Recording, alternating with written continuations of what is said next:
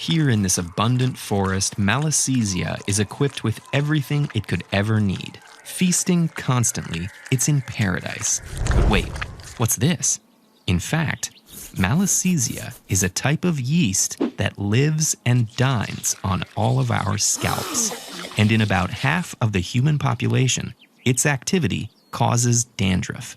So, why do some people have more dandruff than others? And how can it be treated? We might consider ourselves individuals, but we're really colonies. Our skin hosts billions of microbes. Malassezia yeasts make themselves at home on our skin shortly after we're born.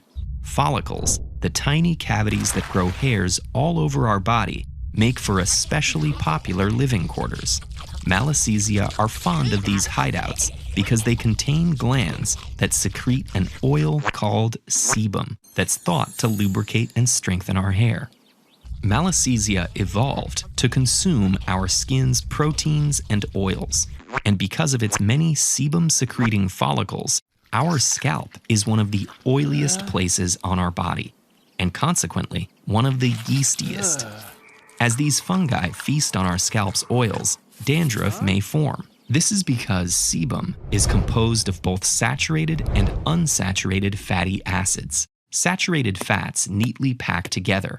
Unsaturated fats, on the other hand, contain double bonds that create an irregular kink in their structure. Malassezia eats sebum by secreting an enzyme that releases all of the oil's fatty acids. But they only consume the saturated fats, leaving the unsaturated ones behind. These irregularly shaped leftovers soak into the skin and pry its barrier open, allowing water to escape. The body detects these breaches and responds defensively, causing the inflammation that gives dandruff its itch. It also makes the skin cells proliferate to repair the damaged barrier. Usually, our skin's outer surface, or epidermis, completely renews itself every 2 to 3 weeks.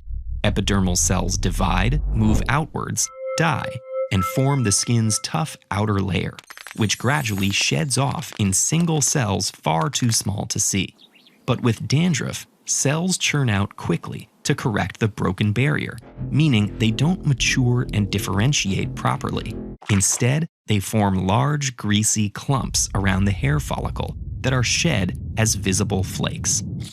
This is how Malassesia's voracious appetite and our body's reaction to its byproducts lead to dandruff. Currently, the most effective way to get rid of dandruff is by using antifungals in things like shampoos applied directly to the scalp to kill Malassezia.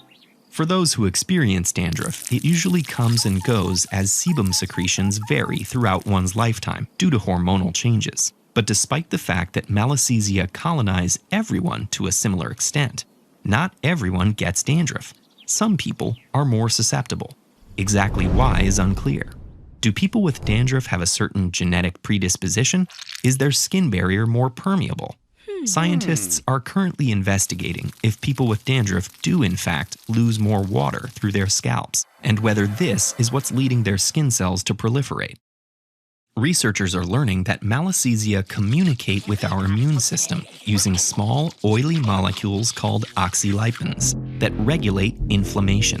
If they can find a way to inhibit inflammatory oxylipins and boost anti-inflammatory ones, they could develop new treatments. Scientists are also investigating if there's any benefit to our relationship with Malassezia.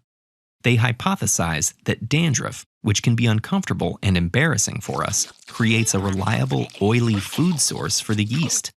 But dandruff isn't contagious or a great threat to our health, and Malassezia seem to excel at defending their territory, our skin, from other, more harmful microbes like Staphylococcus aureus. So, while scientists have gotten to the bottom of many mysteries surrounding this condition, it must be said, dandruff remains a head-scratcher.